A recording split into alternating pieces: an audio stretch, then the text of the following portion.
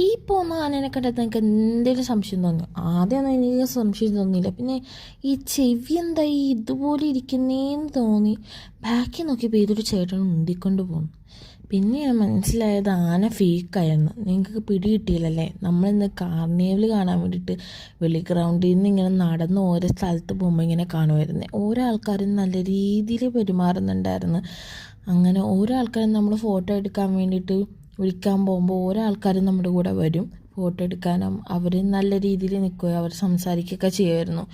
ഏറ്റവും കൂടുതൽ പേടിച്ച ഒരു ചേട്ടൻ എന്താണെന്ന് വെച്ചാൽ മുഖത്തൊക്കെ ചോരയൊക്കെ വെച്ചിട്ടൊരു ചേട്ടൻ.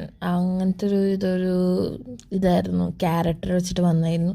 പിന്നെ കുറേ ഡാൻസൊക്കെ ഉണ്ടായിരുന്നു. അതൊക്കെ അടിപൊളിയായിരുന്നു. ഒരു കളിച്ചതും ഒക്കെ നല്ല രസമുണ്ടായി. ഇവർ കളിച്ച ഡാൻസും കാര്യങ്ങളും പിന്നെ ഈ പിള്ളേരും എല്ലാവരും നല്ല രീതിയിൽ കളിച്ചു. പിന്നെ ഇവരൊക്കെ എല്ലാം നമ്മൾ ക്യാരക്ടർ അനുസരിച്ച് നമ്മളടുത്ത് പെരുമാറുന്നതായിരുന്നു.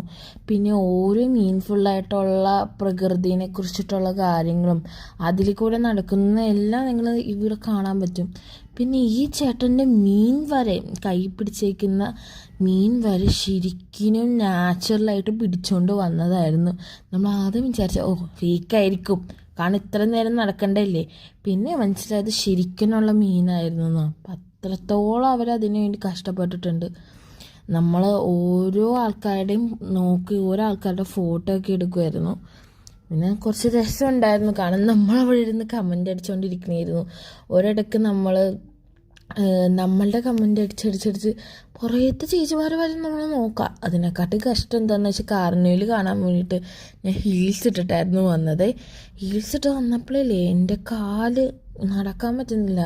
ഞങ്ങൾ എന്തോ എത്രത്തോളം നമ്മളവിടെ നിന്ന് നല്ല രീതിയിൽ നടന്നേച്ച് തിരിച്ച് വന്നു. എന്നിട്ട് ഫോർട്ട് ബീച്ചിൽ പോയി. അങ്ങനെ ഹീൽസ് ഇട്ടിട്ട് പോയി ലാസ്റ്റ് എൻ്റെ കാലങ്ങ് പൊട്ടി. അത്രയ്ക്ക് ഞാൻ നടന്നു. പൊട്ടിയെന്ന് വെച്ചാൽ ഇങ്ങനെയായിട്ടില്ല, എന്നാലും പൊട്ടിയിട്ടുണ്ട്.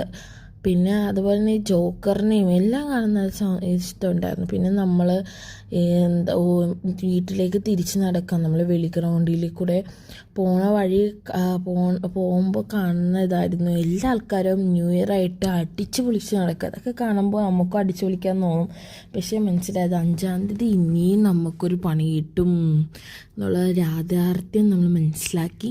എല്ലാവരും ഒന്ന് സബ്സ്ക്രൈബ് ചെയ്ത് നമ്മൾ ലൈക്ക് അടിച്ച് നമ്മൾക്ക് ഇനിയും വീഡിയോ ഇടാൻ വേണ്ടിയിട്ടൊരു പ്രചോദനം നൽകണേ. താങ്ക്